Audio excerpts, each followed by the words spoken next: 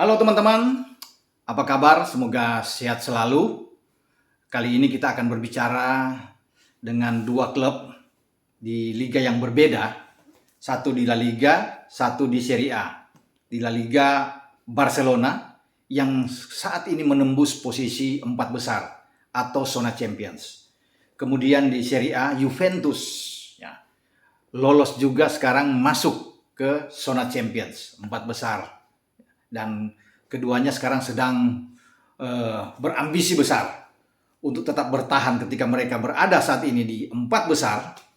Mereka tentunya akan tidak mau turun lagi dan berharap paling tidak ada di 4 besar atau bisa meraih posisi ketiga sehingga baik Barca maupun Juventus ini bisa lolos ke Liga Champions pada musim depan. Oke, kita mulai dengan Barcelona. Tim asuhan Xavi Hernandez ini mampu membalas kekalahan mereka di Wanda Metropolitano saat menghadapi Atletico Madrid. Mereka kalah saat itu ya pada tahun lalu dengan 2-0. Tapi ketika ATM datang ke Camp Nou dan Barca bertindak sebagai tuan rumah, Barca menang dengan telak juga. Selisih 2 gol. Tapi ini dengan 4-2. Nah, di balik kemenangan dari Barca ini ada kegembiraan bagi fans Barca tentunya dan juga di dalam skuad Xavi Hernandez dengan adanya 3 pemain mereka. Ya. Kedatangan Ferran Torres, Adama Traore dan Pierre-Emerick Aubameyang ini tentunya menambah kekuatan solidnya Barcelona ini untuk bisa menatap laga demi laga dengan penuh optimis, tidak kalah, ya, termasuk menghadapi ATM. Pertandingan yang dianggap ini bisa menyulitkan mereka, tapi ternyata mereka bahkan bisa memenangkan dengan telak. Bahkan di babak pertama mereka sudah melesatkan 3 gol. Ada 4 on target dari 9 percobaan mereka menembak sepanjang pertandingan. Dan 4 on target itu semua menghasilkan gol. 4-4-nya menghasilkan gol. Memang ATM juga melepaskan 10 tembakan, 1 tembakan lebih unggul dari Barca. Tapi mereka juga hanya 4 on target, sama seperti Barca. Dan hanya 2 di antara 4 on target itu yang bisa menghasilkan gol. Sempat dikejutkan memang dengan gol dari Yannick Carrasco, tapi 3 gol beruntun dilesatkan oleh Barca di depan publik mereka.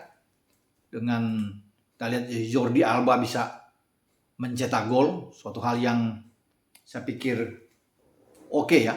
Pemain yang bisa mencetak gol indah kalau bisa saya katakan untuk bisa menyamakan kedudukan dan akhirnya mereka bisa berpesta dengan mengakhiri 3 poin. Dan bagi Xavi ini suatu hal yang baik karena dalam 5 pertandingan terakhir dia sudah memenangkan 3 laga dan 2 diantaranya imbang. Dan bagaimana impian mereka sekarang ada di posisi 4 besar dengan 2 poin di atas ATM perlu disyukuri ya saat ini. 38 poin, ATM 36. Namun posisi ini pun menurut saya belum begitu aman benar karena di akhir pekan ya mereka akan bermain pada hari Minggu waktu setempat, Senin dini hari waktu Indonesia bagian barat, menghadapi tim sekota mereka, Espanyol. Jadi ini duel di Barcelona. Barcelona tidak boleh kalah ya. Kalau sampai kalah kemudian ATM menang melawan Getafe, ini bisa ATM bisa ambil alih lagi posisi keempat dan Barca bisa turun lagi. Tapi kalau melihat bagaimana mereka bisa menang dengan 4 gol melawan ATM dan mereka bisa unggul dari permainan mereka di lapangan, ini cukup bagus. Suatu hal yang positif ya, dengan adanya 3 pemain baru ditambah sebelumnya kan Dani Alves sudah datang. Dan Dani Alves ini walaupun bisa mendapatkan kartu merah di menit 69 tapi ikut membuat gol juga ya, membuat 1 gol dan 1 assist. Oke lah ya. Dan memang sayang bagi ATM dalam 30 menit terakhir ketika Barca bermain dengan 10 pemain, mereka tidak memanfaatkan itu untuk bisa mengejar ketinggalan ya dari Barca. Paling tidak untuk bisa menyamakan kedudukan. Barca mampu untuk bisa menahan setiap pergerakan pemain-pemain ATM ya yang begitu kuat, dengan Luis Suarez tentunya ada di depan sehingga tidak bisa menembus pertahanan yang digalang oleh Pique ya, bersama dengan Ronald Araujo ya. Ronald Araujo juga bisa ikut membuat gol dan harus hati-hati dengan Araujo ini kan pemain yang tinggal 18 bulan. pemain back tengah ini diincar banyak klub. Jadi manajemen Barca harus siap-siap untuk bisa menahan ini pemain. Dengan sisa 18 bulan, konon kabarnya Manchester United mengincar pemain ini, termasuk Liverpool juga. Sayang kalau Ronald Araujo ini bisa lepas, ya. Dan kemarin dia tampil luar biasa tentunya, di garis belakang paling tidak oke, dan bisa memberikan gol yang bagus ya buat Barcelona. Jadi tetap sekarang Barcelona paling tidak sudah ada di 4 besar, tidak boleh turun lagi, jangan sampai kalah lagi lawan Espanyol, dan mereka bisa bahkan masuk ke posisi ketiga. Tempat Real Betis itu bisa diambil karena selisih poin dengan Betis cuma 2. Betis 40 poin, mereka 38. Kalau Betis kalah nantinya, ya, ini bahaya bagi Betis. Mereka akan ketemu Levante kalau tidak salah. Tapi Levante itu tim yang berada di juru kunci di La Liga. Saya pikir oke lah bermain, tapi bermain di Levante berbahaya juga, ya. Namun Betis bisa mengambil itu, ya, bisa mendapatkan 3 poin. Hanya saja kemarin mereka di luar dugaan, bermain di kandang mereka kalah dengan 0-2 melawan Villarreal. Kekalahan ini memang menyakitkan. Mestinya mereka menang. Kalau mereka menang kan mereka bisa menjauh, ya. Tidak dalam tekanan sekarang Barcelona yang ada 2 poin di belakang mereka. Itu sangat disayangkan. Nah, dan bagaimana Madrid sekarang ada di puncak klasemen. Selisih sekarang 6 poin dengan Sevilla. Sevilla juga tidak mampu mengatasi Osasuna. Mereka hanya mampu bermain imbang, ya, 0-0, dan ini 1 poin hanya tambahan. 47 poin saat ini bagi Sevilla. Sekarang melebar selisihnya dengan Madrid jadi 6 karena Madrid bisa menang melawan Granada lewat gol tunggal Asensio. Walaupun hanya 1-0, tapi ini penting bagi Madrid karena mereka butuh 3 poin. Dengan dari 4 selisih poin dengan Sevilla sekarang menjauh jadi 6. Ini enak buat mereka, lebih nyaman di puncak klasemen bagi tim asuhan Carleto, ya. Ini. Dan mereka kemarin menang itu tanpa 3 pemain utama, 3 pemain terbaik mereka. Karim Benzema, Vinicius Junior, termasuk dengan Casemiro. Posisi Casemiro itu diambil alih oleh Camavinga. Di depan Carleto bisa memainkan Isco, bermain sebagai pemain false nine bersama dengan Rodrigo dan Asensio. Jadi saya pikir oke ya ketika mereka tanpa Vinicius Junior dan Benzema, tapi mereka masih bisa mendapatkan 3 poin terlepas hanya 1 gol. Nah, pertandingan nanti akhir pekan akan berbahaya juga. Ini tidak boleh lepas karena Villarreal yang mengalahkan Betis akan menjadi lawan bagi Madrid bermain di Villarreal. Madrid hati-hati kalau kehilangan angka kemudian Sevilla bisa menang juga gawat, persaingan akan lebih ketat lagi.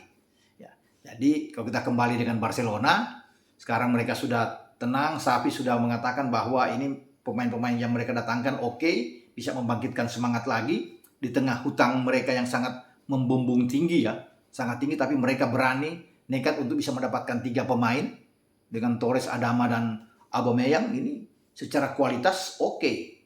Dan ini yang dibutuhkan oleh Barca untuk mengarungi musim ini di mana mereka sedang terpuruk di masa dengan pada saat eranya Ronald Koeman. Sekarang mereka akan coba bangkit. Dan ini sekarang mereka sudah ada di 4 besar, penampilan terbaik mereka ya di musim 2021-2022. Itu saya pikir review dari Barca yang sekarang sudah ada di 4 besar. Sekarang kita coba untuk bergeser ke Serie A.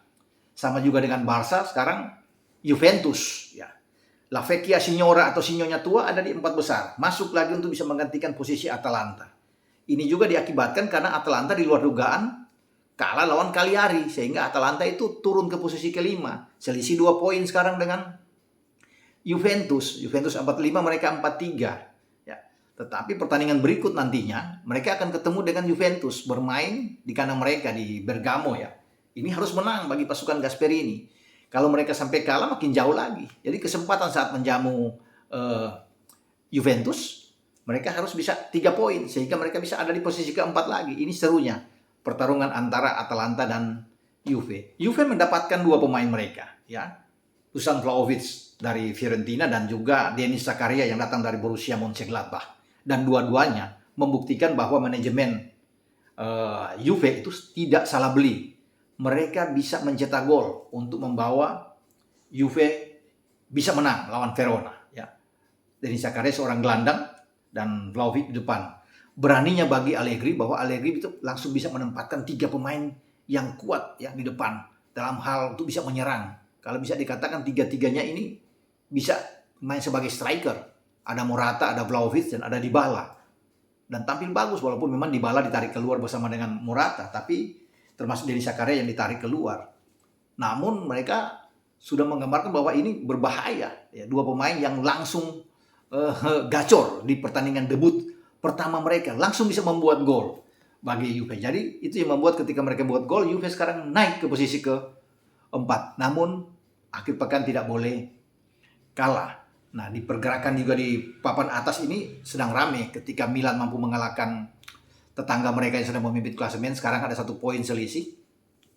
Tapi Milan sekarang turun di posisi ketiga karena Napoli bisa menang dengan selisih gol, poin sama 52, Inter 53. Nah, Inter akan bertarung melawan Napoli, tapi Inter harus ke San Paolo di markas Napoli. Kalau seandainya 2 pertandingan ini berakhir imbang juga, dan Milan bisa menang melawan Sampdoria, Milan akan kembali memimpin klasemen. Meski Inter ini masih punya 1 pertandingan sisa, ya, tunda melawan Bologna. Tapi setidaknya di akhir pekan nantinya, ini menunggu. Apalagi kalau Inter kalah. Kalau Inter kalah, ini Napoli yang akan memimpin. Terlepas AC Milan juga menang melawan Sampdoria, karena Napoli menang dalam selisih gol dari AC Milan. Jadi inilah ramainya di papan atas di Serie A, ya, termasuk dengan perebutan di posisi keempat atau zona Champions yang bertarung antara Juve dan Atalanta. Kita akan lihat nantinya di akhir pekan pertandingan-pertandingan yang seru, big match, ya. Selain Atalanta akan menjamu Juve untuk kembali bertarung meraih posisi keempat, juga Inter Milan harus tandang ke markas Napoli, dan keuntungan ada di AC Milan karena AC Milan di kandang menghadapi Sampdoria. Kita akan nantikan itu, bagaimana pergerakan yang akan terjadi di Serie A, termasuk juga situasi yang kondisi yang ada di La Liga. Tapi di La Liga saya pikir memang posisi Madrid, Los Blancos ini aman apapun yang terjadi. Kalaupun mereka kalah dari, katakan dari Villarreal, mereka tetap masih ada di atas. Atau Sevilla bisa menang, mereka masih selisih 3 poin, jadi tetap masih aman. Tidak seperti mungkin di Inter yang tetap masih ada ketar-ketir yang bagi pasukan Simone Inzaghi ini, karena tekanan yang kuat datang dari Napoli maupun dengan AC Milan. Sampai di sini pembicaraan saya dengan review, ya, tim-tim yang bertarung di La Liga, termasuk kebangkitan Barca, dan juga bagaimana sekarang Juve sudah mendatangkan 2 pemain, ya, kemudian 2 pemain bisa membuat gol dan sekarang mereka ada di peringkat keempat. Mampukah baik Barca atau Juve ini mempertahankan posisinya di 4 besar? Kita akan nantinya, karena Liga masih akan berlangsung terus sampai pada bulan Mei. Sampai di sini. Ciao.